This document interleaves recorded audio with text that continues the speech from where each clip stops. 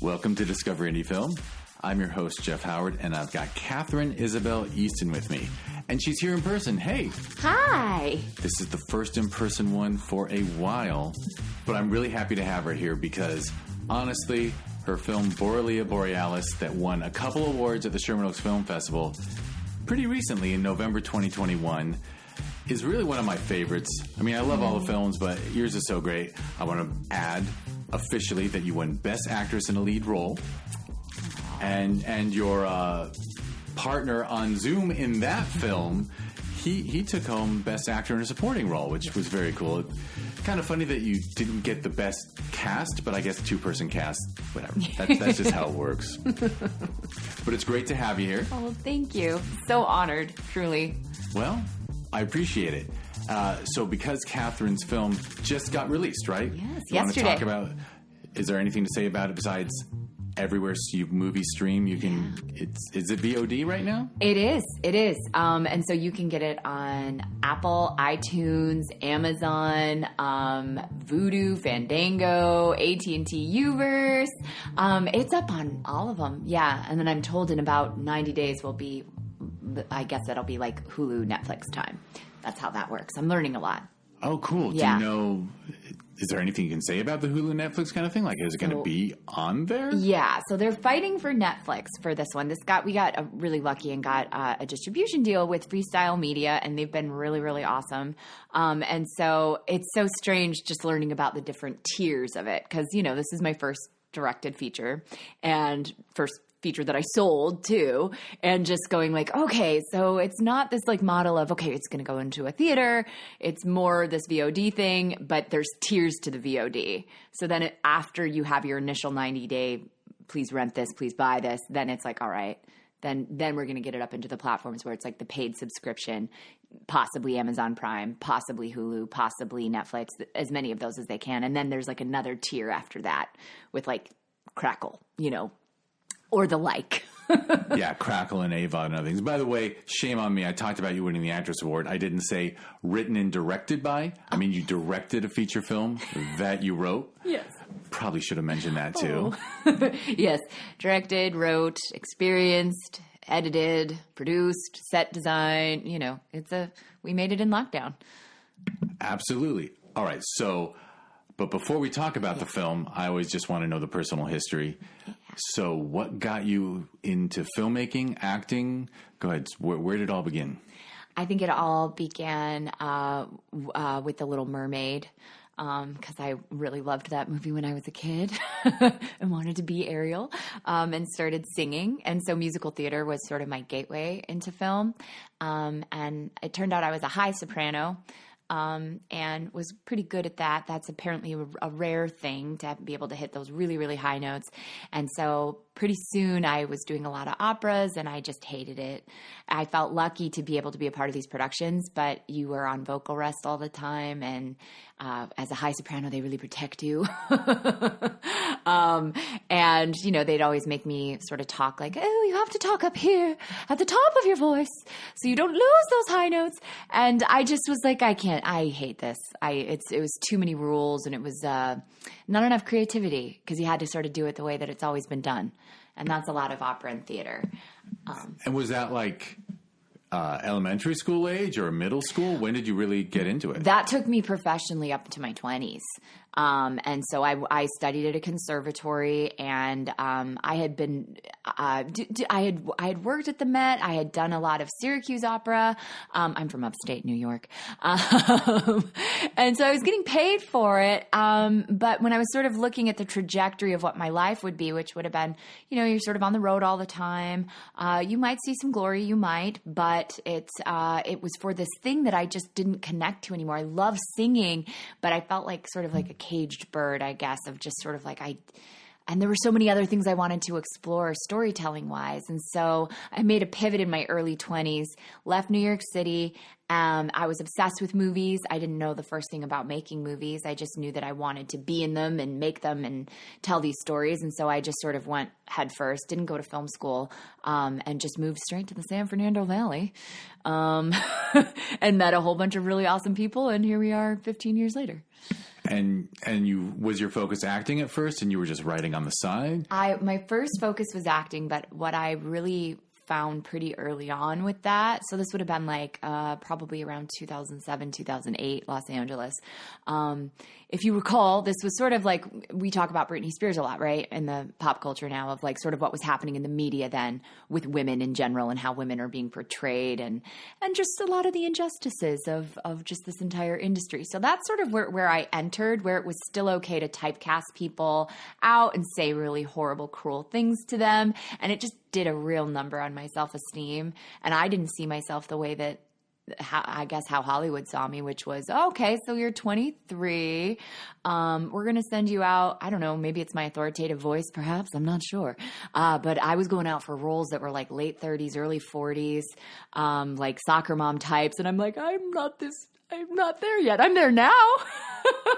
But it just was, I just didn't understand it. And so I just was like, all right, so you're either going to play a prostitute or like the dumb friend that gets made fun of. I just didn't really, I don't know. I just thought it was really gross. So I started writing, and I dropped my agent, and I just started writing. And it was the typecasting that, so it wasn't like the blatant sexism and harassment too? Oh, it was that too. I mean, I got felt up by a producer once and reported him, and literally the higher ups were like, you should feel so lucky that he chose you. He could have chose anyone to harass, and he chose you. So that must mean you're special. And I'm like, oh, this is fun. So yeah, the misogyny was insane. And also just, I think I did a lot of like bigger movies, I guess. Like I did a lot of extra work and featured extra work for a few years just to sort of understand how big sets worked. And I guess the thing that I would always sort of take home with me was like, wow, there is a lot of dysfunction here at the very top of how people are treated, but also how sets are run too. That was something that always fascinated me, that, I had done some bigger, really big Hollywood, like studio movies, and you're sort of around it going like, wow, why are these days like 18 hours long? Everyone's really unhappy after like the sixth day. Like, it just felt like a lot of dysfunction. Not like, and me at that point, I'm like, what do I know? I don't know how to like run a set at this point, but seeing it from there, and then also doing other smaller parts in indie movies and stuff, and just sort of seeing, I don't know, the way that people, I suppose, maybe, I don't want to say learn things the wrong way, but that's sort of what it always felt like to me, where it's like every single time we go and do this and we shoot something, it shouldn't be 16-hour, 18-hour days. I think we're doing something wrong. No, I think you're totally right. I think the ethos always was, everyone treated me like shit when I was starting out. Yeah. And instead of saying I'll be different than that, everyone said, so I've got to treat all the new people like shit. I literally would meet assistants who were people who had recently been assistants who were like, yeah, I'm going to treat my assistant like just like the way I got treated. Like there was a cycle of abuse that was people were loyal to. Oh, 100%. And I think it goes even further than that, is like, you come in and you're bright-eyed and you're like, all right, I'm new and I'm going to learn and I'm going to try and I'll be the change I want to see. But then, a job comes along, you get offered something, whether it be an acting job or there were writing jobs, directing jobs that would come up, and suddenly you're thrust into like, okay, I've made it. I think I've kind of made it a little, like I'm getting a paycheck now, like people are paying me to do this. And then there's all this other pressure that sort of comes in. So even though that this is dysfunctional, even though this isn't the way I wanted to do it, but the executives are saying this, and now I'm just a part of the machine. And I how do you change that after? You know what I mean? Like when all this money is getting poured into certain things, it's very hard, I think. So that's why I just do my own thing now. Yeah. Well, and what I want to know, were you always a creative person? Were you always like writing on the side, like even as a young person or as a creative? So you always had this creative side. So for you, jumping into that machine, actually, it even made me think of it like if you didn't have that creative side where you were generating your own stories. Mm-hmm. I really try to avoid the word content, but, but like regional theater might have been wonderful if you didn't have anything in your mind you wanted to get set loose. Oh, totally. Yeah. I had always been a storyteller as a kid, and I manifested early on as performance. But then when I got deeper into performance and really studied, and I studied with some really wonderful people in New York City, some great mentors. But the thing that I think where I realized I was, yes, a storyteller and yes, a writer, was it felt like, as far as theater is concerned, there's not a lot of creation involved. You can find little moments, you can, and whether it's directing or acting. But overall, I thought I haven't seen anything yet that reflects what I am thinking for my generation and how I feel as a woman and how I feel as, an artist or whatever. And I think that was sort of, I don't know, the like overarching need to just express yourself. Whether that's selfish or not, I'm not sure, but I certainly don't consider creativity selfish. And so while you were making a living in that industry, were you just writing? Did you start just writing screenplays? Yeah. So I started, and that was just sort of like trial and error, because when you first start writing screenplays, you're like, who can't write a screenplay? It's so easy. And then you're like, oh, what have I done? And so I kind of had some beginner's luck. So I started writing just scenes, and we would perform them in this little acting troupe that I was in. And so that was kind of cool. And and I always felt like I had a strong ear for dialogue, just listening to people's speech patterns. And like, that was always something that fascinated me, and regionalisms and whatnot. But I wrote this scene about a weight loss clinic that I used to work at that was just the most horrible place in the world. Just think 90s, like just have this diet bar. We put thinness above everything. And so I wrote this sort of satire, and the producer, I don't know, got in the hands of somebody that, it's one of those stories where you're like, I'm 23.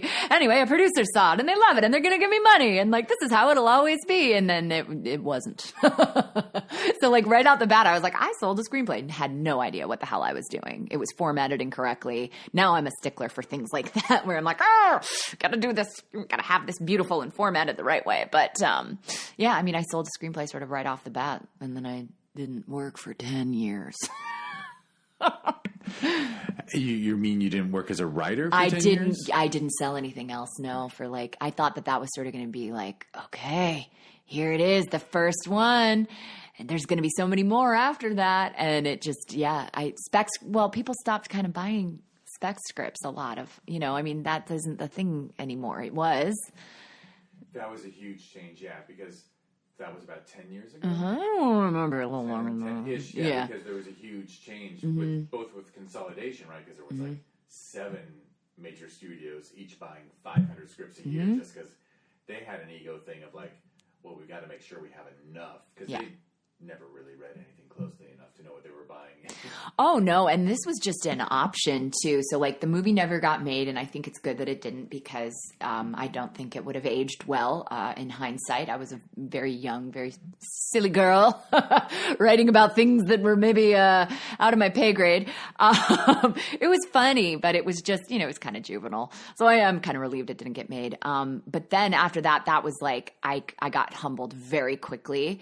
Not like I've ever tried to skate by and just be like, do the bare minimum. But at that point, it was like, oh, now you're going to need to actually learn how to do this. You're going to have to read all the books. You're going to have to take the classes. You're going to have to really figure out, people do this professionally, and you kind of got lucky.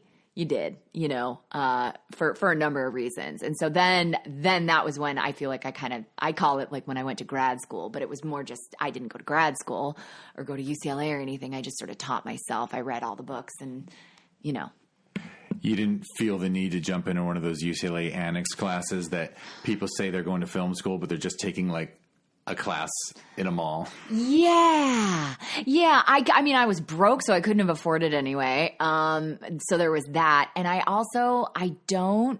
don't know what it is. And I'm sure a lot of writers will, attest to this. I'm very solitary. I like to learn alone. Like, I do better, in a dark room with a book or a tutorial than I would in a classroom environment, because things get really competitive really quickly, I think. And I had joined some writers groups, like with friends that I had known, and learned a good deal in those groups, because there were some people that had gone to the Iowa Writers Program and, like NYU, and you're like, oh my God. And then after a few years of that, I kind of was grateful that I kind of learned it on my terms, my way, because I found that, and this is nothing against NYU or any of those places. Those are wonderful places. Yay, education. But a lot of those people got really locked into ways of how it's supposed to be. And it really prohibited their own voice and their own creativity, because they're like, well, but on page 12, this is what has to happen. And it's like, well, what? But does that serve the story, or is that just some arbitrary rule that we were taught? I don't know. Things like that, where maybe being somewhat oblivious to these really, like, this is how it has to be because this is what Chinatown was, and this is what we, this is the basis for everything. I don't know. I feel lucky to have, maybe not had to go through that, For sure, because structure is great, but it's about creativity. Mm-hmm. And honestly, that stuff gets fixed in the edit anyway. If you need to move beats around, I mean, it is good, of course, to grab the reader, right? Yeah. You want to grab the reader with the script as quickly as you want to grab them with a with a movie. But you were championing creativity, it sounds like. Yeah, kind of, and maybe it was funny because that was the other thing that once I had joined these groups, one of the things that and there had been people in this group that had sold things and had option things. And, it was a pretty successful group of people. Of course, we were all not working when we started doing this group together, of course. But one of the things that I just thought was interesting was I asked the group one night, like on a wine night, I was like, all right, so when are we going to make a movie though? Like there's so much talent in this room. Like I got a camera, like when are we going to make something? Look at all of the scripts we have, or just do a sizzle reel or just something. And they're like, oh, that's not how that works. We're just writing this for writing samples and writing samples only. So someday, somewhere, someone will read it and know that we're capable of being a staff writer. And that's what the track is to get a staff writer position for this and this and this. And I'm like, okay, that's not really what I'm not opposed to that, but I want to make movies. And I felt like a lot of the groups were, because I was in several, it was all very much like, okay, this is for TV and it's not to make it. It's just so someone notices you and, finding a needle in the haystack kind of situation. Cause that's what it is. The odds are so against you in so many ways. The odds are terrible. Yeah. And I mean, the word I want to use is ambition. Not that you had more ambition than them, but you also saw that there are other avenues. I mean, there's all those breakout indie films, which is kind of like winning the lottery too. Yeah. But still, there was more than just right. But I guess if your goal in life is to be a TV staff writer, it still doesn't hurt to have had a darling short film play somewhere. Absolutely. And also that it speaks to a bigger thing, which is the boxes that we put, ourselves in this industry of okay, well, I'm a writer, or, oh, you must be an actress. Look at your nice hair or whatever. The assumption, okay, you must be a director. You're really bossy, whatever. The thing is, I have found that most writers are usually much more than, I don't want to say just writers. There's plenty of amazing writers that are only writers. But a lot of writers in this town are wonderful directors. A lot of them are actors themselves. They have producing things that they can do.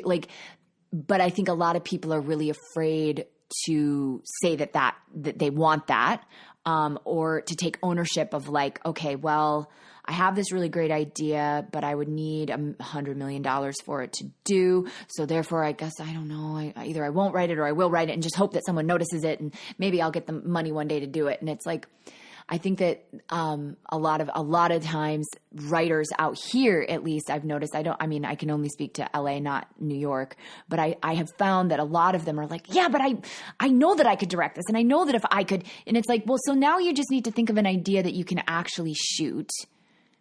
So you can go shoot that $100 million one in a few years once people know who you are. That to me is a stepping stone, but I think that it's production is still expensive even on the low end of things if you don't own a camera and.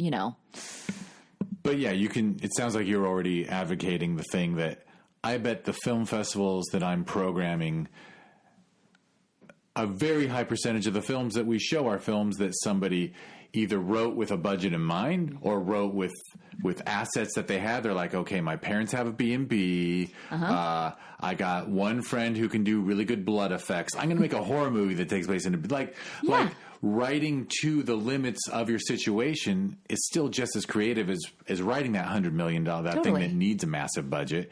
Yeah. And then you get to make something because you're writing to what you can do. 100%. And also, I think I would tell every single writer out there, whether you have ambitions to direct or do other things, or if you just solely want to be a writer, writing something that someone can shoot, whether it's you directing it or you hire a director or you got a friend that could do it, even if it's a short film, and going through the editing process will make you such a better writer. Because if you've never had one thing produced, even if it's just a 2-page scene that sings to you, and you don't really understand how the editing process works and how that informs the storytelling, I just feel like over the past however many years I've been doing this, I guess, I don't know. I'm like, it's 10 years. Everything's 10 years. It's more like 15 years, but that's okay.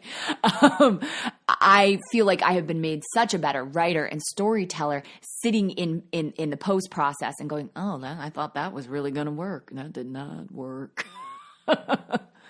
No, you learn so much by doing. So much by doing. So it sounds like, I think I know this from your IMDb, which I probably looked at months ago, but you made a couple shorts? Yeah, I did. I did a lot of shorts, a lot of very ridiculous shorts. I had a YouTube series.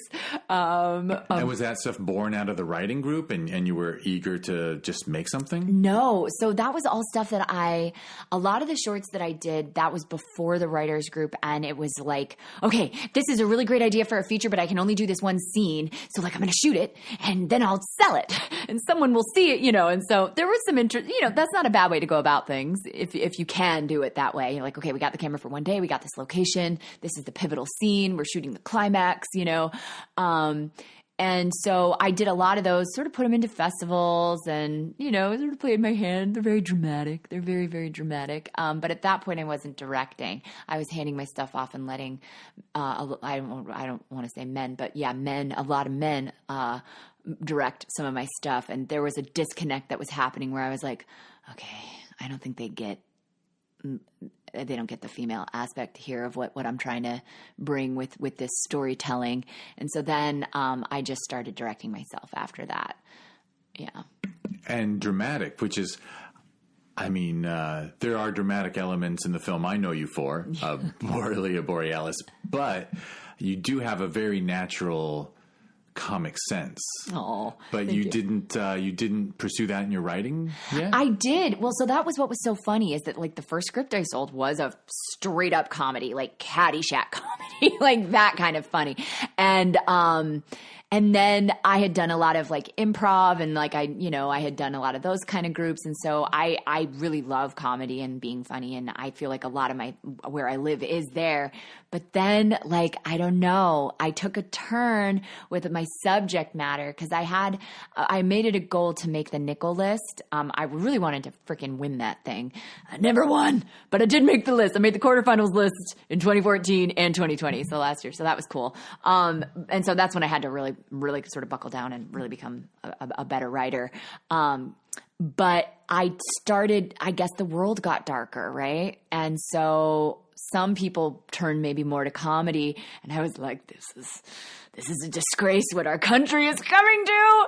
I have to talk about it. And so like I started writing about really heavy stuff. And those are the things that ended up making the major list. I made the final draft list and all the lists, that you think I don't want to say they don't mean things. They do mean things, but they mean more if you win.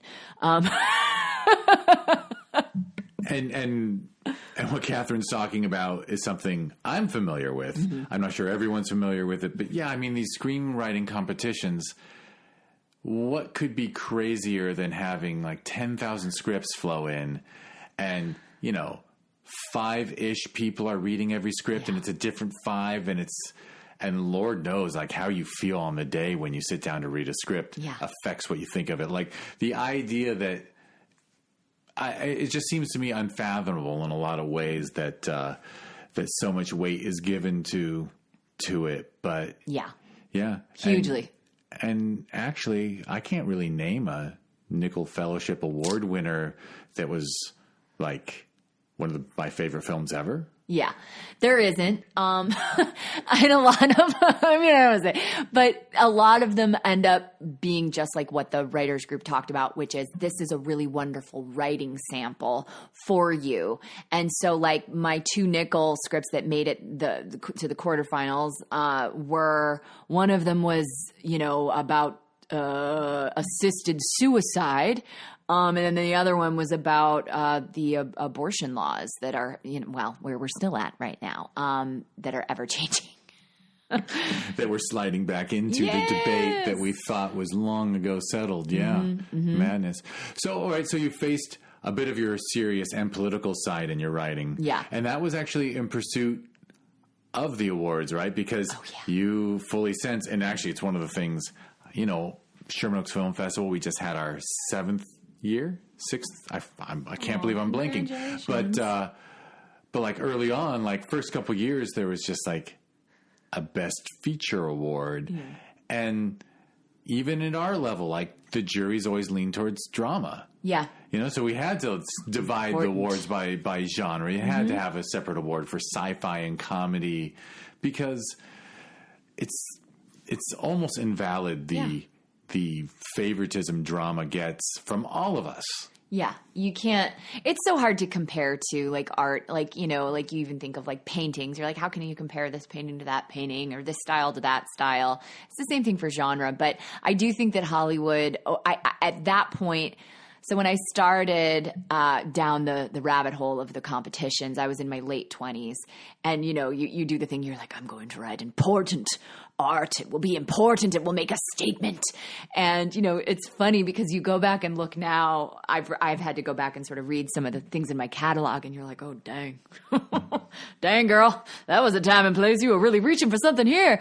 In the pursuit of saying something. Whereas I think that the best kind of art maybe comes from a more organic place of what you're trying to, what's on your heart, your soul, not, because we're all mad about the news. Who isn't mad about the news?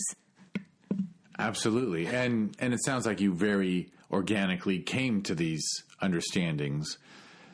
Yeah. And I think that the other thing with that, is for at least in script form, I had so many scripts and, you try and you put them out there and you try to sell them or you try to get attention with them. The ones that are about issues always would score higher. But the little ones where like if I were to put Borrelia into script form and put it, and maybe change the name and go see how it does on the blacklist or does on, any of these screenplay competitions, I don't think it would it would do very well in script form that way. Because it really is it's a personal film about very personal things, that doesn't have like the scope of like, and then we're going to take on Washington and we're going to take on, where I think a lot of the things that I had been trying to write up until that point, it was like, all right, well, sure, you got some cool facts in there and you're got an axe to grind. Clearly it doesn't mean it's bad, but it's like, what about you though? What about what you really think here, Yeah, and what's the actual insight? Yeah. All right, so I guess I've been mispronouncing Borrelia for 6 months now. It's a really hard word. No, since actually I probably first saw your film, probably in the fall. It wasn't November because I saw it when it was submitted. That was fun. But Borrelia. But also I would think it would suffer as a script because I think the greatest thing about it is actually how well you captured your ability to perform. Thank you. Like as an actor, like I don't think that the charisma and magnetism that is, I'm not sure it was on the page because I would assume you wrote it knowing you were going to play it. Yeah. So you probably didn't have to overwrite, she has a glowing smile and like the audience just loves her. Like that's obviously you're not going to write that, and that might not have been on the page. Yeah, it definitely wasn't. And I also the lesson of Borrelia and when I later made a second film after that we have in post now. I threw away the rule book in a lot of ways, because that's the other thing too, is that when you're writing a script, the descriptors, the action lines, the way that, when you have no one in mind for who this is and you have no point of reference, of course you're not going to get sort of like, oh, that essence of that person. But the second you're like, okay, well, it's someone like Bill Murray, right? Or it's someone like, this person, then I think, the reader's like, oh, okay, I get it now. Or the voice of this person kind of reminds me of my best friend, Sarah, that's who I'm picturing. So I think that helps when you're reading a script, and I would definitely encourage writers, little trick. I don't know. It works for me. But in your descriptors, when you're at least, when you're getting your script out there, it's okay to reference real life people, whether they are actors or, Rush Limbaugh or whatever. It's like the reader going, oh, a Rush Limbaugh type. Okay. I know what that is. Okay. All right. Yeah. I hate this motherfucker. Like, oh, sorry. I swore. You're supposed to swear. Okay, good. So this has the explicit warning on it. I'll add, I totally support what you said as someone who's read tons of scripts over the years, is that there's almost been a deficit. I don't know if people are being taught this now, but when I see new scripts, there's almost no description of character. And like it used to be like the writer's job is to have the reader visualize the person. Mm-hmm. And when it's just like a name and age, I'm like, well, I don't know anything about this person. Yeah. How do you, and then I don't know, it's so hard to envision it. I actually think that is something that's being taught because I used to do coverage for money. I should probably get back into that because pandemic. But it was funny because people used to get really mad at me when I would get on them about, I have no idea what you're trying to go for here. I can't picture this person. I don't see it. I know that you're trying to make it so it's, I don't remember the Sideways. Remember the movie Sideways? Okay. So this got referenced to me quite a bit by other people. And so I think that there is a writer, teacher out there. I don't know the name of them. I won't name the name, but a prominent one, that is they're teaching people that the least amount of descriptor, you don't want, thick lines of four line, then dialogue, four line. You don't want that. You don't want to get too descriptive. It should just really be about the dialogue. And and I heard a lot of people reference this and they're like, well, the film Sideways, right? Have you ever looked at the script? And I'm like, yes, I've looked at the script and it's a wonderful script and it's a wonderful movie and it's an incredible story and we all love it. But they're using that as they've used that particular script as like the sort of the standard. And it's like, but in that situation, the filmmaker knew that it was going to be Paul Giamatti. They knew that it was going to be Thomas Hayden Church. There were a lot, you know what I mean? So it's just, you're not always going to be in that situation. If you're trying to sell a script or get people to care about your script, I think that you need the descriptors.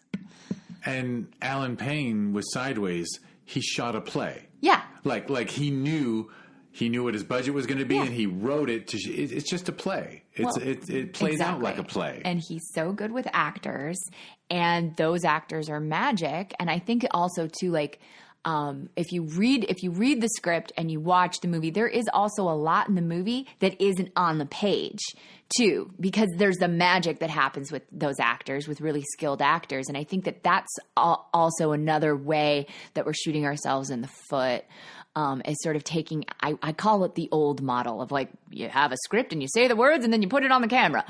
That's great. And that works. It totally works. But I think that people are really afraid to, let improv happen. I think I'm a big proponent of that. Not change the entire story. But you have to be open to those things happening on set and go, well, all right, well, maybe my writer brain, because that happened on Borrelia a few times and we had the time to be able to sort of adjust to it. But, where it's like an improv scene where it was relatively structured, we knew what we needed to do, took a jackknife at one point and you're like, that's a really better idea than what I had. Now I'm going to have to adjust the whole dang thing, but it's going to be worth it, And I know that you don't have the luxury of doing that on every movie, of being like, okay, well, I'm just going to change this entire plot point. But I just think that there's a lot of magic that can happen between actors if you give them some freedom and you tell them you're in charge of this with me too. Like I'm here, I'm directing you, I wrote this, but never feel like the words that I'm giving you are like, you have to say them this way because maybe that's not your speech pattern, or I don't know. I just think it's important to allow them to have enough freedom to explore stuff. Of course. Yeah. I have an older question that I meant to ask a while ago because your story has been very screenwriting focused until you started directing, which thank God you started directing instead of letting dudes do it. But were you acting the whole time too? Were you you trying to strike a balance between acting and writing? I was, and I got really discouraged. It was like, in a lot of ways, I think the discouragement with the acting needed to happen because it made me a better writer. Because I sort of faced a crossroads. I got signed by a bigger agency, and they wouldn't take me theatrically. They would only take me commercially. And they were like, well, you prove yourself with the commercials and stuff. And, I'm relatively bubbly. I thought I'd be really good at like commercial auditions. Turns out, no, just no, wasn't great at it. Wasn't my thing, driving across town and the marketing aspect of things. And so at that point I was really sick with Lyme disease and had no idea, felt like shit all the time. My skin was doing things. I wasn't maybe looking super, super fantastic. And so what ended up happening was here I am in my mid-20s. That was when I started getting sent out for more like, okay, so we're just gonna, you're either going to need to lose 30 pounds or gain like 60 or 70. So you can really lean into being like, the chubby best friend part that's funny. Or if you really want to be a leading lady, you got to be, what do they use the word? It's a terrible word. They say things like fuckable, right? These are words that were thrown to me. And you're like, but I'm what? I don't know why can't fat people have sex too? And so it was really messing with me. I didn't like the way that people were talking to me. I didn't like the way that I was being seen. I thought I'm so much more than this. Why is it about this? It's Hollywood. It's appearance based, I mean, I know you surely weren't the only person experiencing it, but I kind of am feeling like you were kind of ahead of the curve because you were being your reaction to the standard sexist ways of the entertainment industry is almost what's happening now. Yeah. Like we're almost there. We're really not. No. But like, honestly, I just started watching Sex Lives of College Girls, Mindy Kaling's most recent one. And thank God, like not all the college girls are skinny. Yeah. I'm extra sensitive to that because I've had people close to me have eating disorders. And I just think the portrayal of skinny as the ideal I've just seen how harmful it is firsthand. It's so harmful. It's actually evil. Yeah. Yeah. And for men too, this industry really, the standard of LA, just living here, when you look around, walk down Rodeo Drive, just, and then you go anywhere else in America, anywhere else in the world, and you're like, oh, this is like real, LA, you live in this bubble of like, this is what we look like. We've all agreed that this is how we are supposed to look. And this is the standard of beauty of, whatever's hot at the moment. And then that passes and then that becomes, oh God, you still have that kind of procedure that you had done. You got to get that undone. You got to get this, and, I had worked with, a lot of young actors, I had coached a lot of young actors and I had, made a good amount of money, sort of being like mentor, like I'm the older one that's been around and, I'm like, I'll protect your daughter. But the thing that would kill me is that these young girls, like we're talking like 13, 14, they'd be like, well, when I get Botox here, and then I'm going to get my tooth shaved down, and I'm going to do this, and these are all the things, and now you've got your phone in front of you, and you have all the Instagram sort of filters, and I just thought, oh God, this is really what are we doing to ourselves here? We're sort of robbing ourselves, I think, of like future talent too, with the way that we go about this stuff.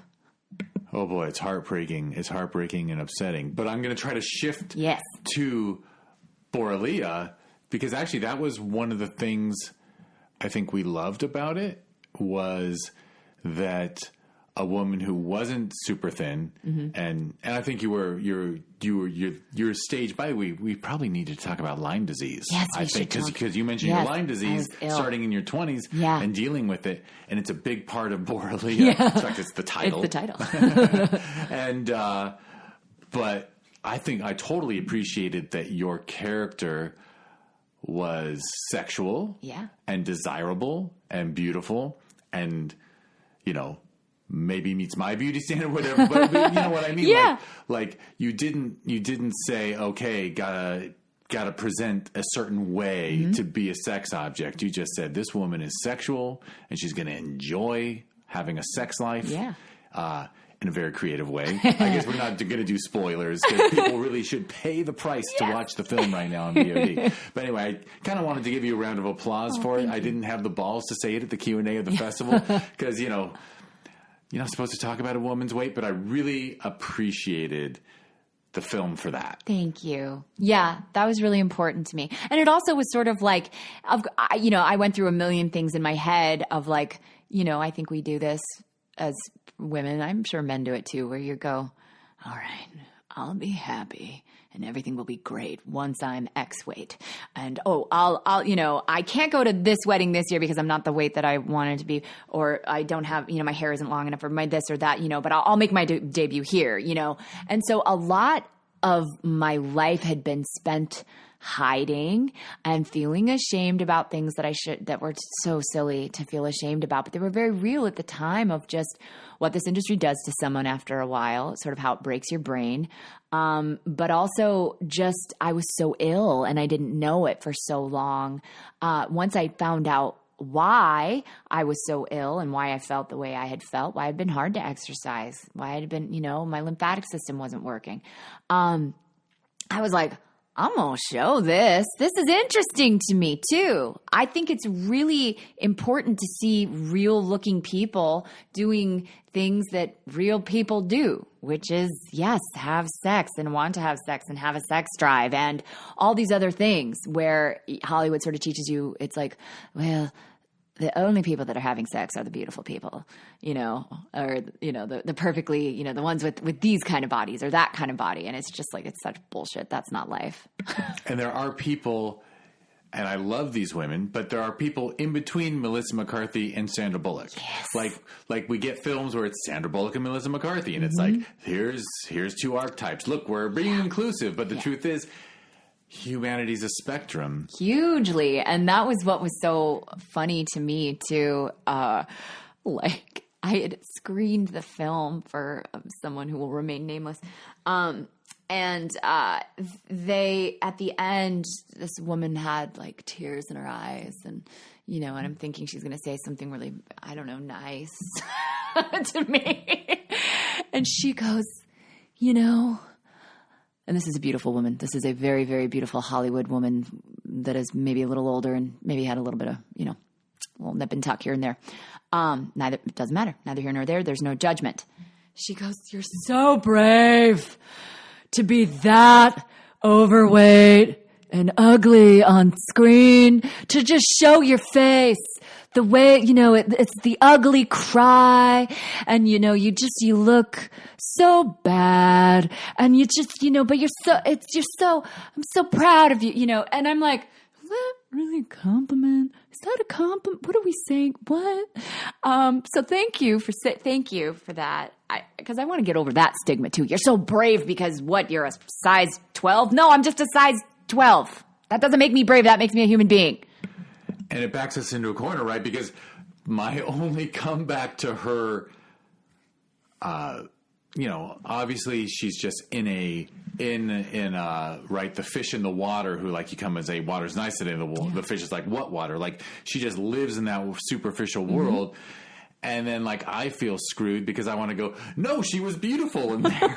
But I'm still judging your appearance. Oh, it's like there's no winning, right? No, there isn't. But we're women, and so there isn't. I think that it's like, with men, it's I don't know. It exists in a different way. I mean, but there's more nuance to it, I think. I mean, obviously, dudes have to look good. I mean, Tom Holland had to buff out. I mean, whatever. Yeah. But yeah, no, I mean, especially, I mean, men just aren't judged on their appearance as much. And in fact, I argue with the 14-year-old girl, daughter in my life. I didn't want to imply there's a 14-year-old girl in my life I'm not helping raise. But she's always saying, like, so-and-so is, like, a really hot guy. Like, we watch movies now, and she's like, oh, my God, he's so hot. Oh. And I always say to her, he's not. It's that he's on screen. Yeah. Like the movie screen makes – and now you've been really classy about not naming people, so I won't name. But, like, there are famous actors who are kind of headliners, and they have huge followings. And if you met them at the mall and they worked at the hat store, they'd be a below average looking guy. Yeah. Yeah. No, that it is. And it is like funny when you see them out in the wild where you're like, that's not, wow, you're about a foot shorter than I thought you were. And you have acne just like me. And, you got the scars on your face from, like chicken pox or whatever. But our sexist society or whatever you want to call the society, like the same thing doesn't happen for women, right? Like women get judged on their appearance and there's no like on-screen bonus points. No, it's all suffering. It's almost negative points, right? Like women who are gorgeous. I mean, whatever, I'll just date myself. I'll just talk about friends. Like motherfuckers would watch Friends and go, well, I wouldn't date Phoebe. And it's like, if you met her, she'd be the most attractive woman you ever met, you prick. Come on, people. No, it's terrible. And it's also the way that, it's not a film, but it is an excellent series. I don't know if you've been watching Yellow Jackets at all. It's on the list because it's recent, right? It's very recent and it's excellent on so many levels. But one of the things that I love about it is that the four main women are in their mid-40s. They look like they're in their mid-40s. They don't do anything on that show where they're trying to sort of, you watch things sometimes and you're like, really? You're a 40-something-year-old woman with 3 kids and you had time to do a blowout and put on your lipstick and your Spanx and your, it's like, this isn't real life. You know what I'm saying? And Yellow Jackets is very, you're like, I know that woman. I know all these women. I know these women and like they're representing me. And it is so refreshing because the men I feel like have had that for a long time. Cause even like, like some of the big greatest shows, right? Like Breaking Bad, you're like, we all know a guy like that. We might be a guy like that, minus the meth, or maybe not. I don't know. No, for sure. Like Bryan Cranston, I think is aware and embraces the everyman thing. Mm-hmm. But, they gave him a much hotter, younger wife. That's true. Yeah. She's about 15 years younger, or 20 years younger, whatever that was. But I don't know. I think that what we do too is that because of this impossible beauty standard, because of, we're not used to seeing real faces anymore. So we don't know what a real face looks like. So when we do see a real face on screen that has aged a little bit and we remember them from this movie however many years ago, we as a society go, and women can be accused of this as well. You watch it and go, oh, wow, what happened to her? It's like she's in her 50s now. That's what happened, And guess what? You can see what her face is doing. She's emoting, and she's got some lines on her face, but she's giving us a performance. That was one of the things that I loved about The Power of the Dog, with Kirsten, and I so hope she wins the award this year for that. Is that here's a girl that's maybe a few years older than me that I really looked up to as a kid.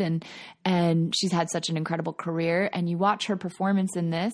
And I have seen those things that go around where same thing that woman said to me. Oh God, she's brave.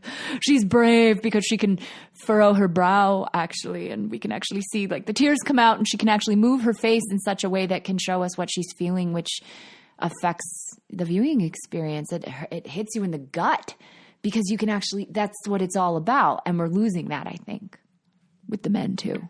I mean, you happen to be nailing you're using your hammer to hit one of my favorite nails, which is, I mean, even in my personal life, maybe it is because I've spent most of my life in LA, but I mean, I'm in my 50s and I have friends in my 50s, and it's breaking my heart what they're doing to their faces. Yeah. Because they've been beautiful, all their just lovely people. Yeah. And now, like, there's these changes. There's this. I mean, I mean, I don't know. I have this thing where, like, I say, well, the 14-year-old's been watching New Girl, like binging like crazy, and then Megan Fox comes in, and I just want to say to her, the plastic surgeon that operated on her should have his hands broken, because when she walked into his office, he should have said, "Leave, don't do anything. Why are you? Be yourself." Yeah. And it's obviously, I always kind of go to that dark place of, like, she was abused, she was treated so horribly by the industry that it convinced her that she needed to change her face. Yeah. And she's honestly, I know victimhood sucks, but like, plastic surgery is really, I mean, you're talking about it, you're inspiring me to just say that, like, they break you surgery, down. It's really, it's an effect. It's not a cause. It's what am I looking for? It's the result of abuse. Oh, it is definitely the result of abuse, and it's peer pressure. And it's like, I actually went to go see a plastic surgeon for a totally unrelated, it's a long story. My boob broke. I pulled a muscle and I thought I was going to need to get surgery on my boob muscle. And so I go in and the receptionist is taking all these notes and whatever. And she just gets really close to my face and she's like, "Have you had Botox?" And I was like, "Not yet. Ha, ha, I don't know." And she's just looking at me, like squinting her eyes. And she's like looking at every pore, and I'm feeling very uncomfortable. And then she put her hands on my face. This was during COVID, by the way. She put her hands like on my chin and sort of moves my face around. And she goes, "You will. Don't worry. You will. You'll get it. You'll get Botox. You will soon too." It never looks right. And I mean, I don't know, this is probably too personal, but I'm an inappropriate person. Please. The person I sleep next to, my life partner, had breast cancer last year. Aww. And she got the one you want, 99% curable, and she went through the process. She had, I might be a little biased, but she had a perfect rack before that. Yes. And some of these plastic surgeons we'd go meet would look at her and go, "Well, after the mastectomy, when we reconstruct, you can go bigger." Oh my God. And they kept saying, "You can go bigger." And it was like, she was like, "I don't want to go bigger. I just want to look like myself, like I was before." And they just kept saying, "Yeah, but you could go bigger." Oh my God. And I was just like, actually, a dude, not too surprising, an Encino, and an older gentleman in his late 60s. Was like, "Well, I've done work on some porn stars." Oh, good. And that was supposed to be like, "Oh, well, we want the porn star tits." That's what we want. But like this plastic, this idea that, like, you want to improve upon people. Yeah. No, Drives me it's nuts. gross. It's scary, but I can see also too how you get sucked into that after a while here, because it goes also back into, like, why are sets dysfunctional and all these other things. Once you sort of get plugged into the machine, even if you fought against the machine for a very long time, once you are plugged in or you're getting close to that point, it's like, well, that's just what's done. You get a haircut. I mean, the place where I used to get my hair cut and dyed, they used to have they called her, I think, what do they call her? The plastics lady or something. And so, you're there and they're like, "Oh, you want a mimosa? Get a little bubbly. Cool. We're just going to cut your hair. Also, there's Botox. It's $90. Just, she can just do it right here and send you on your way." And you're like, and people would do it. And then I'm like, that makes me so nervous, because I know I would be the one. I would be like the only one that, like, gets the eye droop, and then everyone knows that you did it, and you're like, and then does it go away? I don't know. It's too scary. I don't know. I never think it looks better anyway, but again, I'm judging it superficially. It's so easy. No, I know it's so easy, because also too, that's what ends up happening is that, like, my mother's in her 70s and she's really into Hollywood stuff. Oh, Natalie Wood. She still talks about Natalie Wood. But it's funny because that generation, like Boomer, you know, like a commercial for a movie will come up or whatever. And we'll say it's maybe one of the most popular, beautiful movie stars ever to live, right? There's a few of those that we can think of right now, right? I don't want to name the names, but I think you'll figure it out. And if they haven't had the work done, or if they haven't had much work done, you know, let's say they're in their 50s now or whatever, she'll be like, oh my God, what happened to her? She really didn't. It's like, here's this beautiful woman who's just aging normally. And so you get shit for not doing it. But then when you do it and it's too much or it's whatever, it's like, well, Jill, they really ruined their You can't win. You can't win.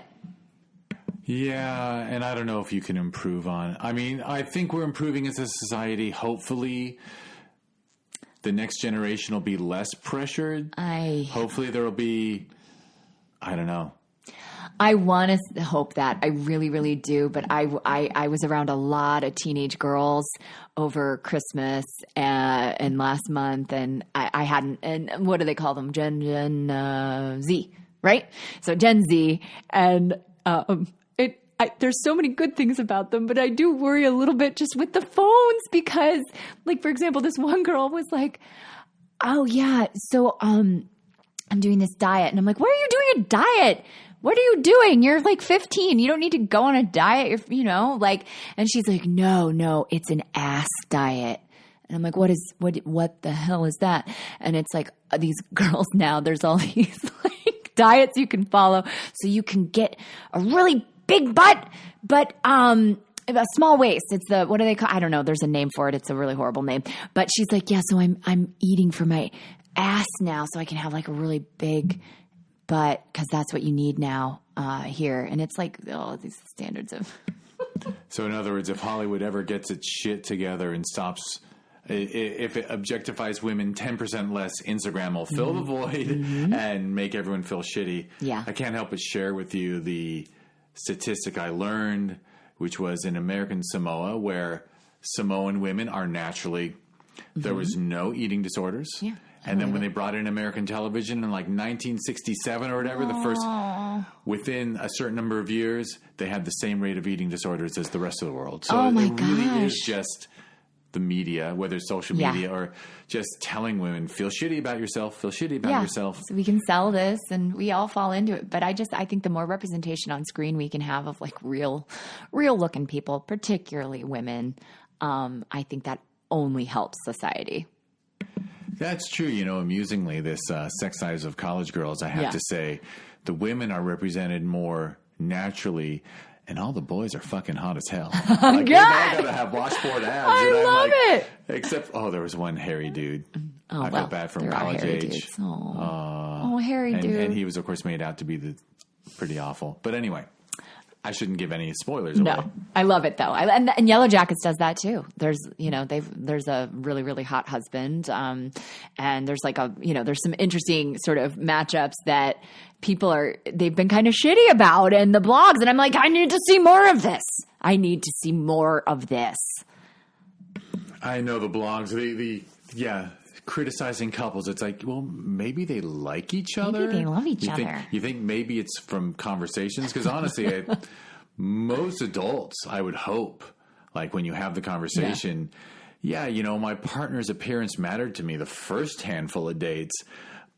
But 3 months in, it doesn't. No, that's no longer a factor. You can't, And if it is, then you're doing something wrong. Come on. But that's also Los Angeles, baby. This is a vapid place. I suppose. Yeah. I mean, as a native, I shared with you, I'm third generation, but it's also because of the industry and because the prettiest people from every town move here, and it sort of might mess with people's heads. I don't know. It does. It's weird. It's a balance. Well, your film, at least, is not. What's the right way to say it? Your film breaks the chains of that pressure to make everyone look perfect all the time. Yeah, we don't. Yeah, it's impossible to anyway. Even though you're on screen, it's you on screen, and then a handful of Zooms. and everyone's an excellent actor, but even They look like real people. Anthony's character,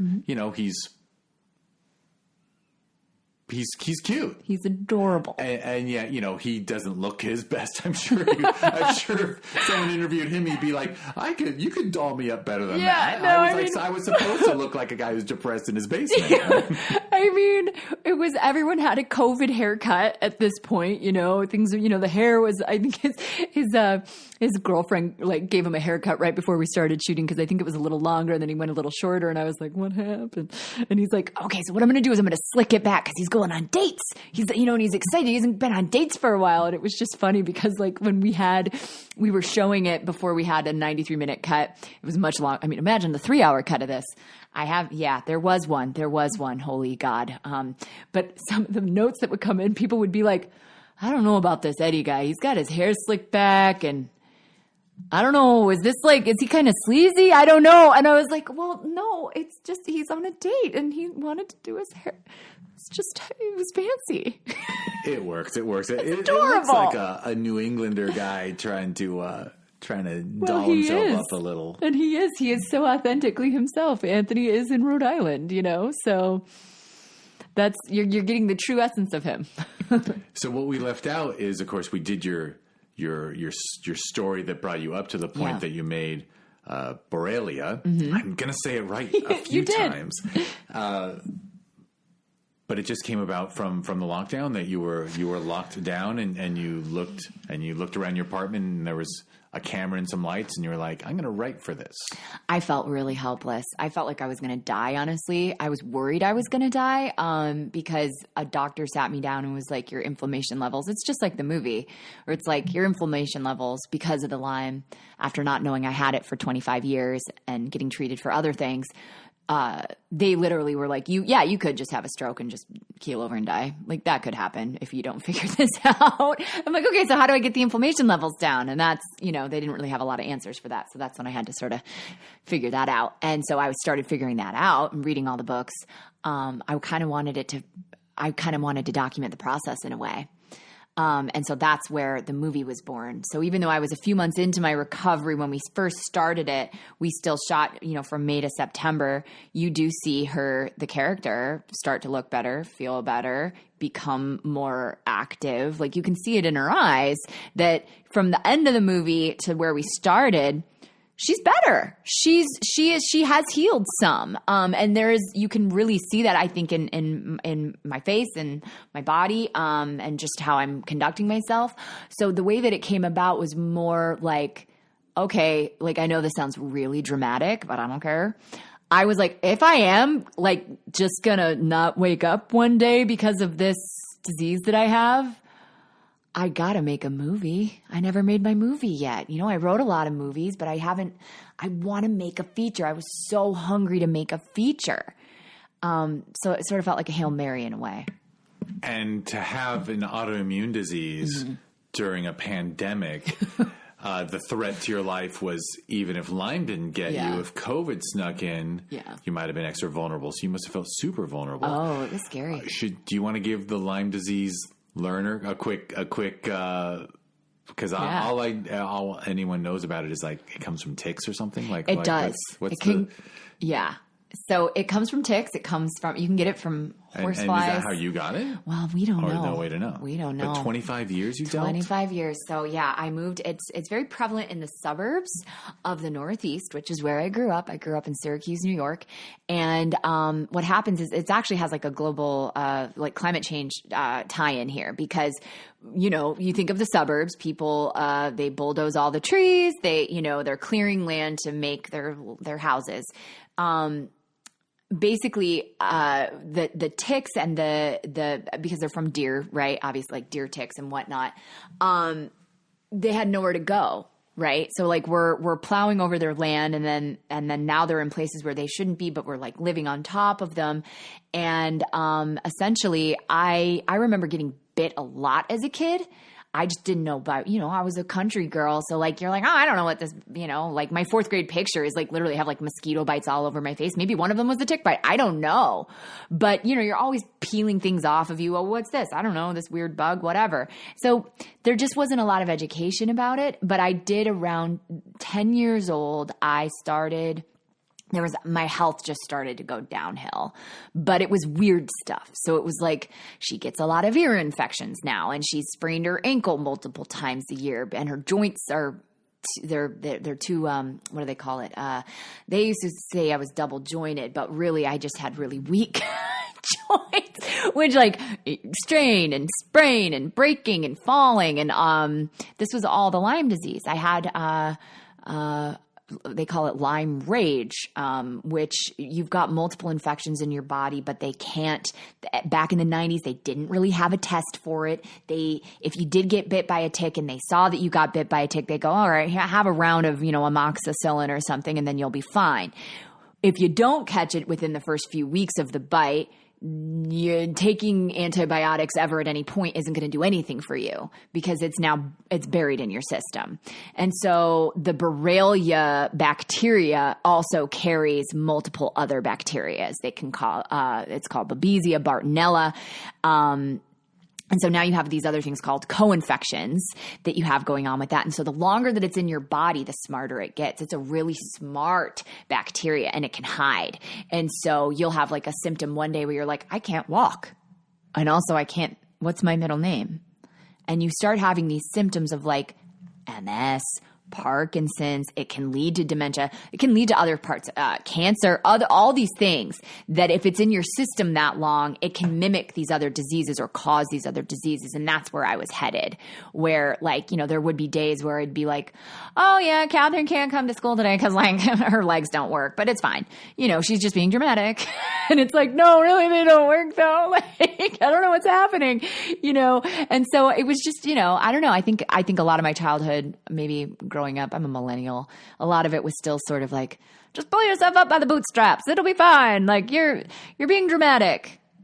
So frustrating to be a child. Yeah. And have no way to express to adults that like, even doctors, I'm actually feeling something real, because people really dismiss kids' complaints. Oh, completely. And like, there were so many times, like I remember my country doctor putting his hands on my lymph nodes on my neck going, that shouldn't be hard. Well, and it's sticking out like a ping pong ball.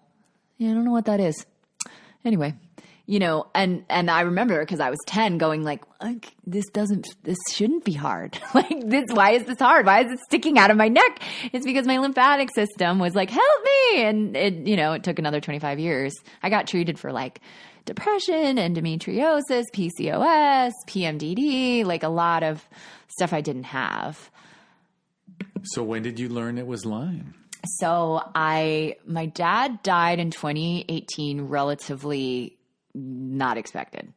And when you have a parent die, I think I don't know, it shakes your whole foundation of everything.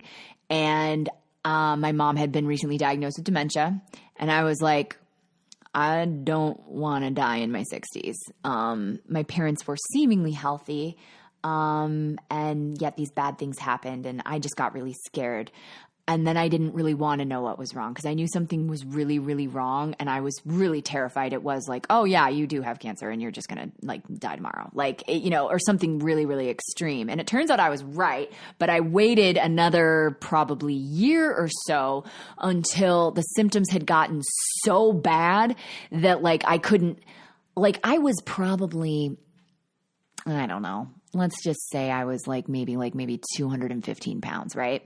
For about, I'm 5'6". For about 6 months almost, I was eating maybe 300 to 500 calories a day, because I was just throwing everything up, because I would eat something and just immediately throw it up. I had the most horrible heartburn, the most horrible. So I wasn't really getting any nutrition, and yet my weight was high. And I would talk to doctors and be like, you don't understand. I'm not lying to you. I'm not eating because I can't eat. And they're like, well, maybe you're eating at night, or maybe you don't remember. Like, oh, fat girl, right? Like, sure you don't eat, sure. And I'm like, no, I think I'm dying. You're not listening to me. And they're like, well, there's no other explanation for this. And well, it turns out there was. My lymphatic system had all but stopped working, and I was holding on to years of lymphatic fluid sludge that just had not been able to leave my body because it had been attacked so much by these multiple infections that I had that never got treated. And so once I started, it wasn't through a doctor. It was mostly the doctors just scared me and told me a bunch of scary things I needed to do. Like I needed to go into hypothermia.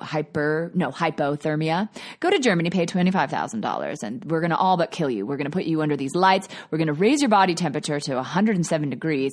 You could die, but then the Lyme will be gone. And if you don't die, then you'll have a great life. But they managed to diagnose Lyme at that point? So at that point, they had this is my roundabout way of explaining it. So I went to a functional doctor. And functional doctors are very expensive. My sister paid for it at the time because I was broke, and I knew that I needed to see someone else because my regular doctor was just not – I hadn't been diagnosed with Lyme yet at this point. And so I went to this functional doctor. They did all these really advanced blood tests, which is what you pay for when you go in there. It's tests that you should be able to get at your regular doctor's office because there are so many people that are walking around with autoimmune disorders, not just Lyme disease, but Lyme is very prevalent and a lot of people don't know they have it. And so they did this test called the Western blot, which is very expensive. I had to pay out of pocket for all this stuff. And basically what it showed was you had Lyme disease in your system at one point. So you were exposed to this, you had it. And so now what we can tell you is it clearly wasn't treated. You didn't know that you had it. And when they made me go back and think of, okay, well, when did you have this symptom? And when did you have this skin symptom? And that's when we figured out, yeah, it was 10. You were about 10. And then I was 35 when I found out. And then, yeah. So that was January of 2020. And then. Holy fuck, you found out and then... And then a month and a half later, the world gets a disease. Yeah, yeah. And it was weird, too, because the phrase infectious disease expert, that because once I went to this functional doctor, they go, we don't know if we can actually help you. We can help you with some nutrition stuff, but Lyme we don't really know. Like, we don't really know that much about Lyme. We don't know enough about Lyme because there's also when you have Lyme disease and it's not treated, it becomes something called chronic Lyme. And that is that phrase. A lot of doctors out there, like I've had doctors straight up be like, oh, that's not a thing that exists. And it's like, really? Because I think it does. I think it does.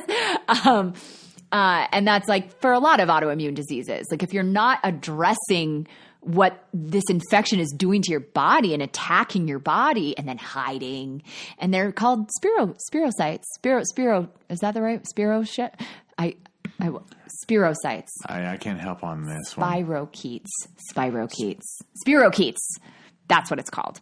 But there are these, when you look at the Lyme, the actual, like if you're looking at it, like the disease itself, these, the spirochetes, they have little points on their cells and they burrow into your muscles and they burrow into places and they can literally hide.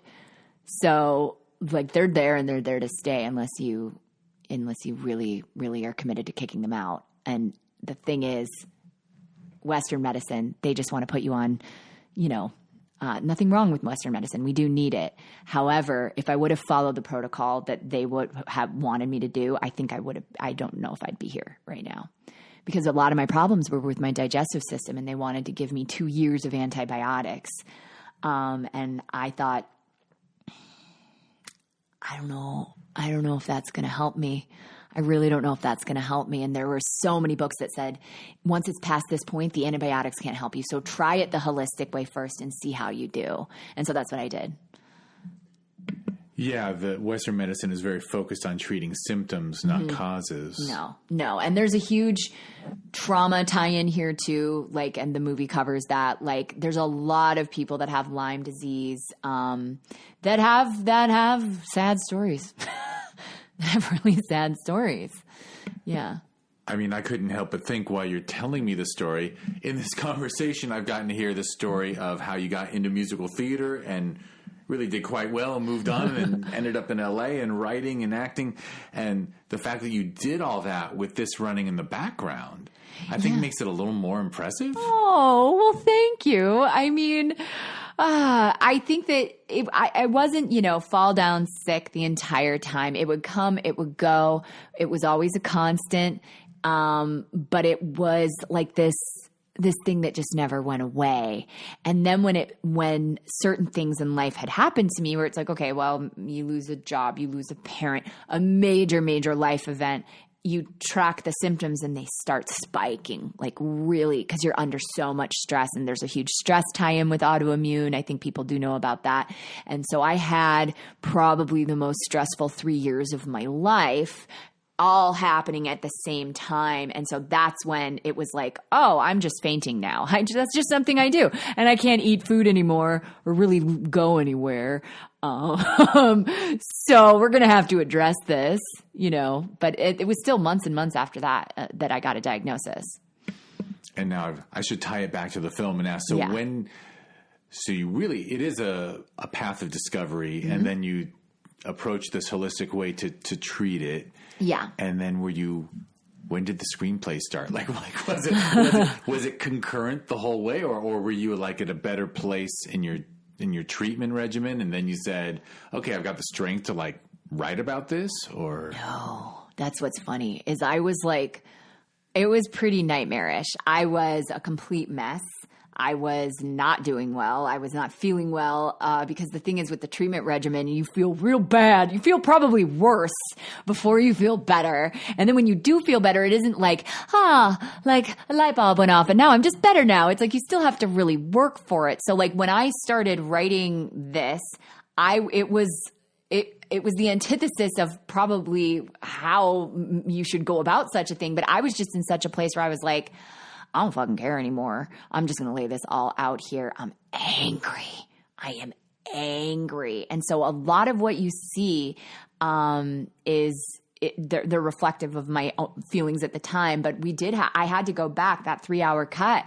I had edited out a good amount of the rage. There's still there's some rage in there. There is. But a lot of it was like, I was just in the middle of it trying to figure it out. And I was, we would do takes where I'm just screaming and just, completely out of control and totally just emoting what I felt at the time, which was really like, I felt bad for myself and I needed to for a little while. And then you get over that. And then you go, all right, this is what I was dealt.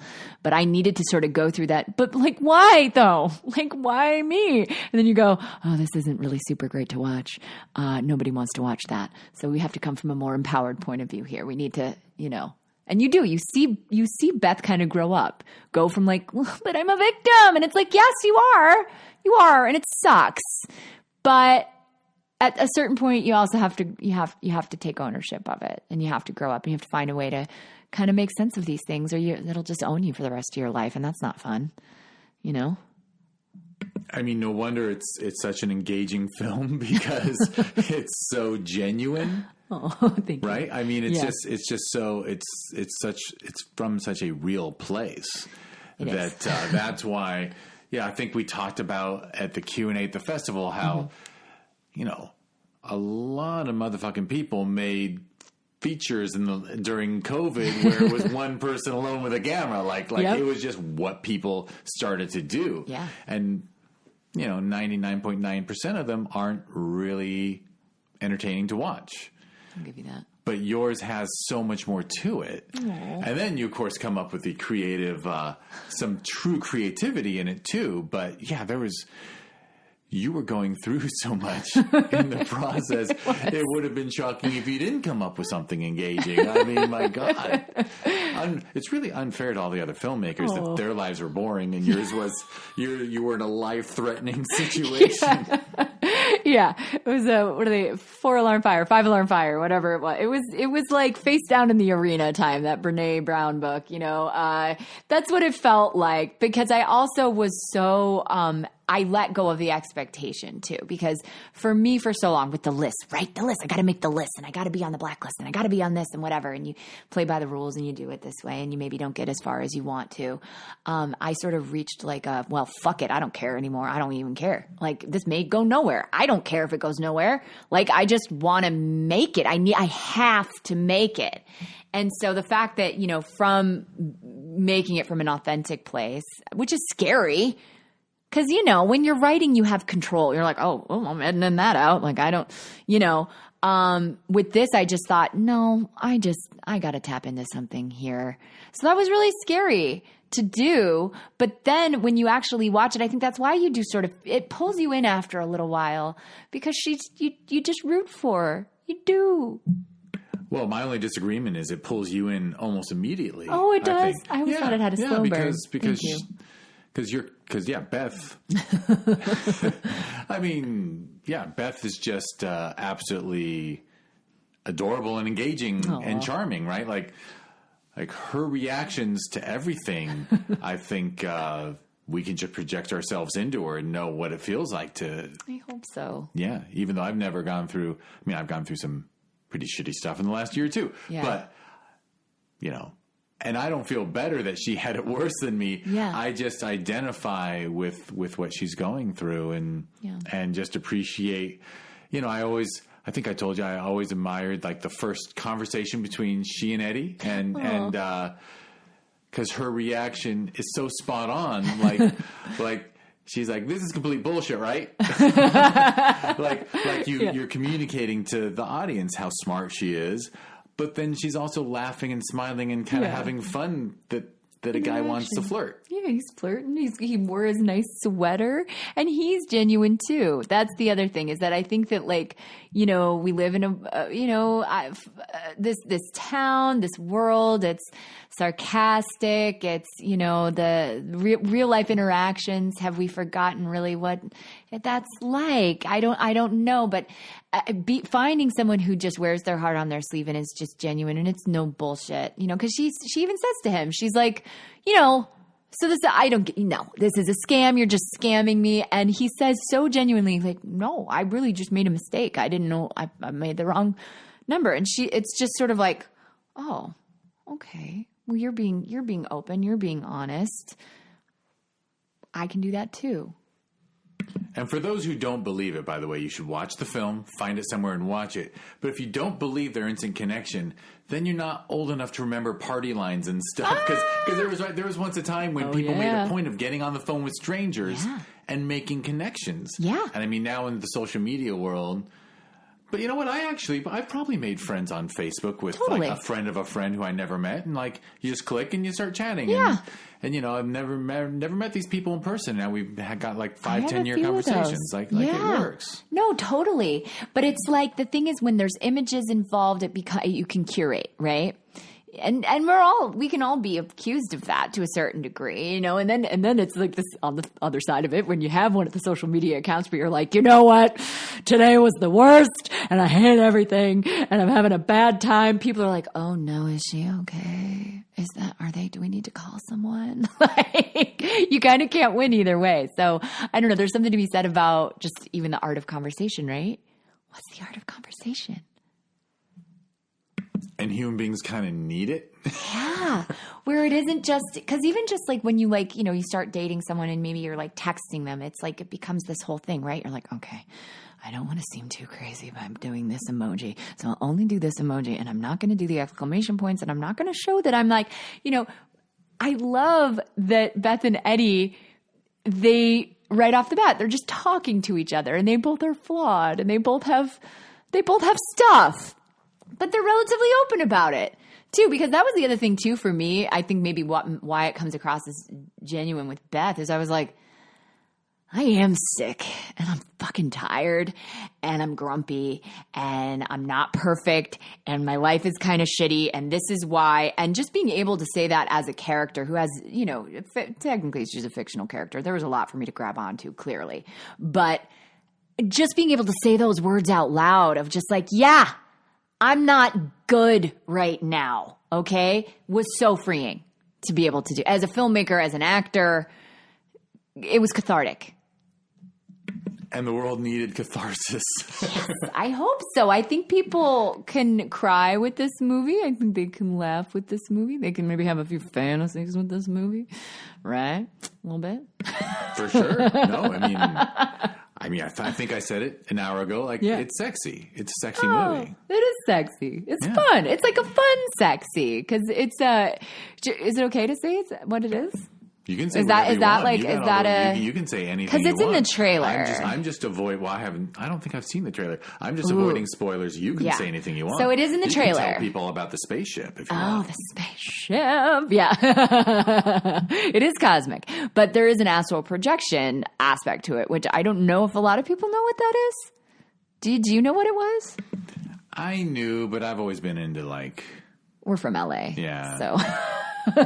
Like we're into more esoteric stuff, but astral projection is it's like a meditative state that you can reach, and people apparently I really tried to do it and I failed at it. It actually kind of scares me, but I think it's cool where you can get into this meditative state where your consciousness leaves your body and then you can go and do stuff, whatever you can think of. You can go to Gotham City. You can go back to your childhood house. You can go meet up. Apparently you can meet up with people. It's this like state of meditation. And I read a lot of books about it.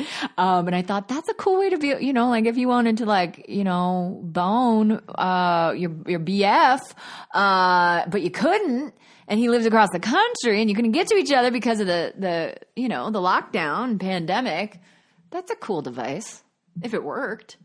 And was your interest in astral projection previous to the screenplay, or with these books you're talking about, like did you have that in your back pocket, or did you explore it while you were writing? I actually had an entirely different astral projection script that was crazy, and it was a horror movie, and so I had already done my research on this, and for whatever reason that film it never worked. Like I had fun writing it. I kept writing it and rewriting it, but astral projection was sort of the main event of it, not the the people around it. It was like astral projection. So writing for a subject as opposed to writing from like a soul place where maybe that can aid the story a little bit, but it's not the main event.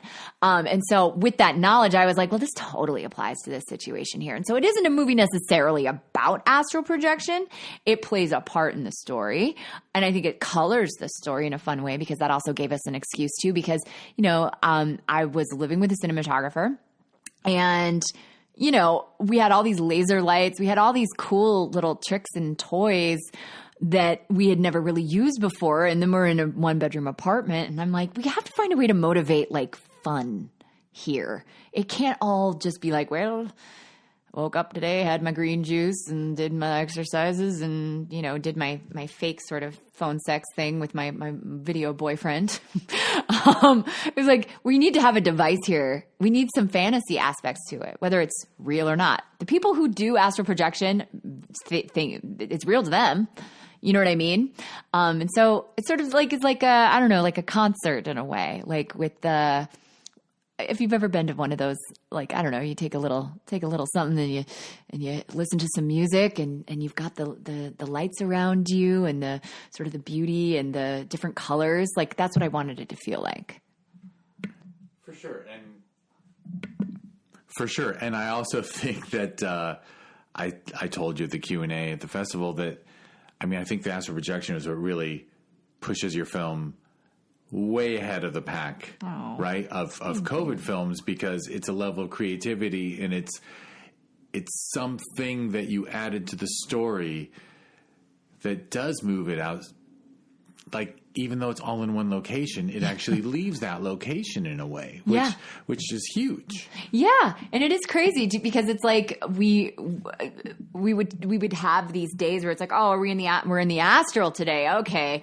We're in the astral. So now we got to put up the curtains and we got to get out the lights and like, but it does look like a different place. You can say like, okay, this is Beth's bedroom, but it does actually kind of look like a spaceship. It looks like she's in a spaceship. Like, there's some shots where it's straight up, like, I keep calling it cosmic, but it has a cosmic feel to me. Like, it was fun to do. It's fun to look at too, because that's the other thing too. Like, we talk about issues movies, right? Or dramas or whatever. Sometimes you're watching a movie and you're like, I really appreciate how this is done and the acting and everything involved, but I'm not having any fun. And I know that not every movie has to be fun, but it is still entertainment. And so I wanted there to be at least an element of like, we can escape our troubles. Like, just take a little weed and turn the lights off and have a laser light show in your living room. Maybe it's astral projection. Maybe you've just lost your mind, but it's fun. That's true. That's true. Absolutely true. And the way you handle astral in the movie, it's perfectly natural. And yeah, maybe they're dreaming, maybe they're not, whatever.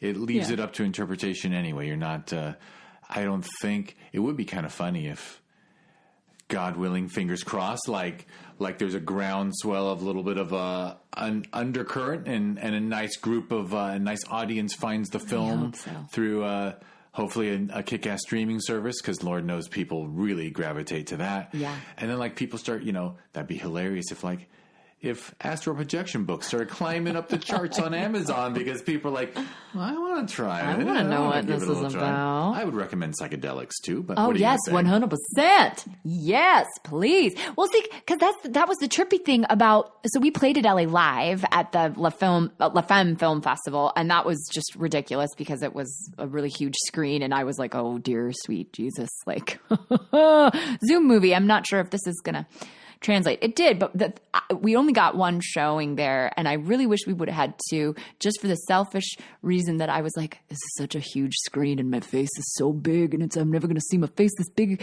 again. I really do kind of want to take an edible, but I don't want to do it and have that be the only time I see it. I want to do it as like an additional time, because I just thought that would have been so much fun to just like go to, and I even talked to like the distribution people about that. I was like, I think this would be a fun, like, can we like market it like that? I don't know. It'd be fun it would be. Turn the lights off, watch the laser light show, watch her dance around, have some fun astral sex, cool splashy music. I don't know. I thought that they were like, no. I was like, it's a party. They're like, no, it's not that. Fair to them, but man, you've backed me in a corner, and I have to share. Like, do you know about THC Cinema? Oh my God! Yo, I saw it from your page. Yeah, like it was just like I just couldn't help it. I wanted to be able to watch movies. I actually can't smoke because I grew up in the San Fernando Valley in the first age smog alerts of the 70s. Yeah. So like I just cough horribly if I try to smoke anything. Either. So I do edibles because it's legal and I'm an adult. And I was like, I want to take, some gummy THC gummies and watch movies. I think other people do. So yeah, we're trying, and I'm like, all right, well, if this THC cinema thing comes off, maybe I'll hit you up to, oh my God, throw it in a THC cinema night in the future. There are so many movies that I'm like, I want this one. I know it, but I want to see it high. I want to see it with my gummy bear and my snacks. It's fun. And it's more fun, especially if we can get this COVID bullshit behind us a little bit. It is more fun to have, the one we had in January, who knew Omicron was going to come along? But we had, in a 90-seat theater, we had about 20 people there, spread out and nicely. That was at the Whitefire, right? That was at Whitefire. And we watched, 90 minutes of kick-ass shorts that were went from trippy to hilarious, back to trippy, back to hilarious. And then we watched a little, seance-oriented horror film for the feature at 10. It's 8 o'clock and 10. But anyway, it was kind of a rad experience. Who knew? I mean, no one got sick as far as I know, but it was... I don't know. I coughed like crazy because I did share a joint with somebody else. Like, why did I do this? I'm not supposed to talk about that. But no, anyway. We live in. Come on. But when you talk about you would have loved to watch your film after eating an edible, I'm like, hell yeah, that would probably be great. Fun. Wow, the lights. I would probably give you a review of like, yeah, you should have a THC cut where there's even more light shows. I know. We need more of this. We need more laser lights. Well, we're at an hour and a half, so I figure I should wrap it up. We should wrap. Yeah, I could stay here all day, but yes. But I got all day. Yeah. But I was going to say, we always wrap it up with what you're doing next, and you've already mentioned another feature that you have. Yes, I have. So I shot a feature this past summer when Delta variant was raging, so that was its own fun thing. But with people, actual people around us, and it's with a cast, with each other, called Valley Heart, which is a crime thriller. I just made a face at Kathryne because I was not born, but starting at the age of 1, my parents had a house a block and a half from Valley Heart. Oh, so I know the street Valley Heart. Valley Heart, yeah. It runs along the LA River through the San Fernando Valley. And it's awesome. So I love that title. Yeah, well, thank you. It's such a great title. I want to get like jackets made with like Valley Heart, it just seems like it's a thing. But yeah, I got mugged on Valley Heart. And I was supposed to be doing this other movie, and then that sort of fell through, financing fell through, and I thought, we could They have a SAG micro budget agreement now, and it was the same feeling that I had with Borrelia. I was a lot better at this point, but it was that same sort of feeling of like, I can't not do this right now. I don't know how the hell I'm going to do this, but I have to do this. We're going to figure it out. And so we did. And so it's sort of my tale of the valley, of living in the valley, and sort of the corruption of Los Angeles and what it does to our collective brains and the way that we think, and how it's a little backwards. But I love it. I'm going to fall into the trap of saying, hey, what you're doing is you're like going to one-up Paul Thomas Anderson, because he keeps going to this nostalgia of the Valley because, his life hasn't been real enough for 20, 30 years. Yeah, that's true. That he keeps going back to the 70s or 80s. Uh-huh.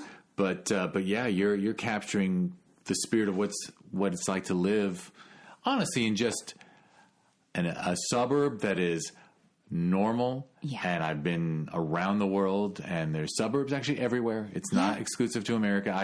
I've told people, like, I could blindfold you, fly you to Bonn, Germany, and pull the blindfold off, and you wouldn't know you're in another country until you saw the street signs. Yeah. They still have McDonald's, they still have a Subway, they still have, it's very much the same completely. But I think that what's fun about this one is that it's a really raw take on the sacrifices that you make to live in a place like this after so long.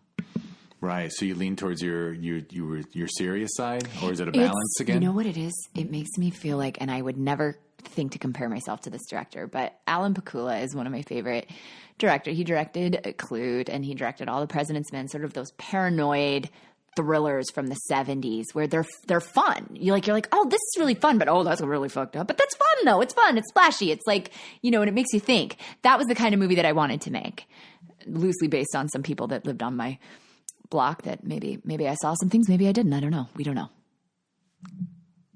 Fair enough. Yeah. All right. Well, I'll keep my eyes open for Thank Valley you. Heart. We're in post. and everyone, you're in post. Excellent. Well, I'll, I certainly hope you submit it. Thank you. And, you're so great. And what is there a website or Instagram you want people to check out if they want to follow you and that would Borrelia? Be lovely.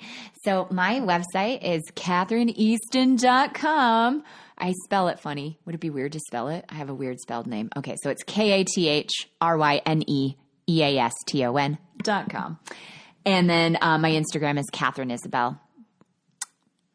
Yeah, and the trick is you have the classy Kathryne, like Kathryne. Is that classy? Yeah, anytime you use Y instead of I, it's classy, right? Doesn't it feel like I don't know what your background is. Probably somewhere from the British Isles, and we did. That's my father's side, and then on my mom's side, I'm Polish Jew, and what can I can't help it. It sounds regal to me. Is like a queen. I always thought maybe I'm descended from royalty. I don't know. Elizabethan. Shakespearean. Yes. What okay. are you gonna do? Ooh, I'll take it. All right. Well, so that's the website and social media handle that you should check out. And now I'm going to ramble off the websites and social media handles for all the Discover Indie Film stuff, which is, first of all, this podcast. We were talking about a feature which you should make sure to watch on whatever VOD platform you got. That's Borrelia Borealis. So look it up, find it. Thank God I don't have to it's an original title. It's so fucking unique. When you tell people to find other films, you have to say, so search the film and add, an actor's name or add, it's like, what can I say? One, I know. They're not going to find the wrong film if they figure out how to spell Borrelia. By the way, Borrelia. Yes. If you search for that on any VOD platform, you're going to find the right thing. Yeah, you will. I actually did this test last night and was like, we're the only one. Excellent. So watch that, and after you watch it, give it 5 stars, give it high recommendations. And while you're at it, you listen to a podcast, give the podcast 5 stars, give it a thumbs up, subscribe, whatever you got to do to be nice. And if you want to learn about the podcast and the TV series that was born from it, didn't talk about the TV series much because instead of talking to one of the filmmakers who has a short film in the anthology of short films that is the Discover Indie Film TV series, we just talked about a feature this whole time. But there is a series on Prime Video, so just go to Amazon Prime Video anywhere you can. But don't watch movies on your phone. Use a real TV, use a big screen. But you can learn about it at discoverindiefilm.com, and on social media, it's at DIFWins. And of course, Kathryne won an award at the Sherman Oaks Film Festival, so I've got to mention that's every November. And you can learn more at ShermanOaksFF.com, and social media, it's at ShermanOaksFF. And there's a sister festival every June for the funny reason that when we were starting a film festival 7-8 years ago, couldn't pick a name. So we picked 2 names and we figured we'd go with whichever one does better. Now we have 2 festivals that are identical except for their names. But the second one is the hip cool name, not the neighborhood name. That's Film Invasion Los Angeles that we hold every June. And if you want to learn more, go to filminvasionla.com, and it's at filminvasionla on social media. And what the fuck? I mentioned THC Cinema. That's thccinema.com and at THC Cinema. Not too active on there, but actually, guess what? April 20th, 420, we've booked the White Fire. Do you know what you're showing? No. People are actually submitting shorts now, so we'll see. But yeah. Actually, I do know a feature we're going to show. Okay. Because I work something out with people who have features who are dying to have a screening. Yeah. If it's good when you're high. This one's about, you might like it. It's about an actor who goes crazy. Oh, yeah, sign me up. One of those one of those guys in their 60s who's never made it, but been a small-time actor for 40 years. Yeah. And I think it's fair to say he loses it in the film. Oh, my God. But in a very cool, creative way. I want to see it. It is cool. All right, well, I just named everything. The last thing I should beg for is that TV series I mentioned. You could give that 5 stars if you're a nice person. Go on Amazon.com. Search for Discover Indie Film in the video area. Mm-hmm. It's better if you've watched it first, but if you give it 5 stars, sight unseen, if you trust me, I don't even care now. I'm so funny about the 5 stars because there's 4 10-episode seasons. Oh, my God. Which means about 75 films. And there aren't 75 5-star ratings yet. Even all the directors who've contributed to the series haven't gotten around to reviewing it. Isn't that funny? What are you going to do? People get distracted. People get distracted. People do their thing. But anyway, I shouldn't complain about it. I'm not complaining as much as I kind of get a kick out of it. Yeah. It was the series was at a point once where almost 10,000 people a week were watching. Oh my God. And then Amazon did their indie purge where they said Prime Direct stuff wouldn't be free with Prime anymore. We have to charge 99 cents an episode or $7.99 a season. No. A lot fewer people watch it now, but it's still out there. And it's honestly the best shorts you can find. If someone wants to pay to watch it, I could always kick back the half we get. Because Amazon keeps half of that $7.99 a season. But you know what? If someone watched it and they could prove to me they did. Oh. I'll kick you back $4 for that $7.99 rental. Why not? Just have to find me. Find me on social media. I'm Hefe111 everywhere if you want to know. All right. I'm just going to shut up.